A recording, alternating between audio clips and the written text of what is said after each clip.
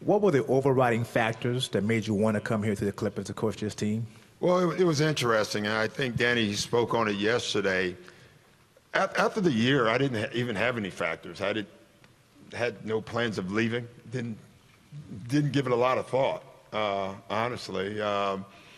My thoughts were at the time, after every year, and Danny knows me as well as anyone, I put everything I can into a season. And then if you ask me a minute after the season, I'm not coming back. I'm going home. I'm just burned out. I'm tired. This lasted a little longer.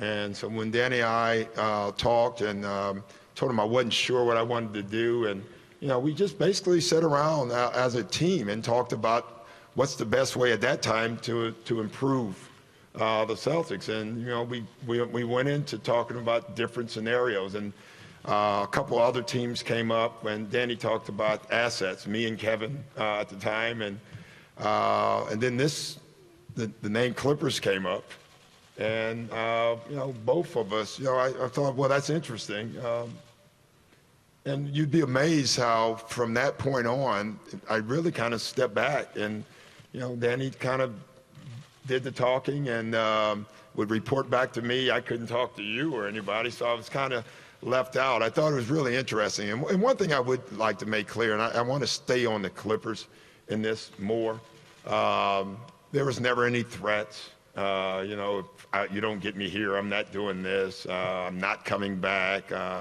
It was never any of that. It was just kind of a negotiation with Danny and Andy, and if it all worked out, then I would consider it. And that's basically where it went to. And the closer we got to this thing that it could actually happen was the more I got interested in it.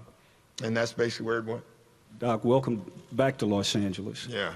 Considering the complexity of this negotiation, how surprised are you that it has been completed? Because it was, and it's been described as one of the most complex negotiations in the history of the NBA. Well, I don't know what I am. I don't know if I was surprised or not. As early as, I don't even know what today is, but on Sunday, Danny and I were talking about a roster. And then on Sunday night, this deal was agreed upon. So that's how volatile this whole thing was and has been. I always think things find their path. And I thought this just took a long, winding path, but it found its way, and so I'm happy. These negotiations, I think, were like 12 days in all. Did you give up on this, or did you think this was over a couple of days ago? Yeah.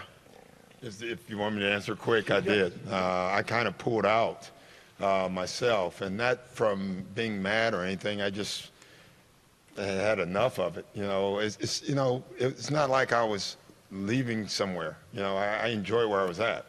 I just looked at this as another great challenge, and if I could get it, it would be interesting to have that opportunity. But after a while, Mark, as you've been in this league longer than me. I wish. So.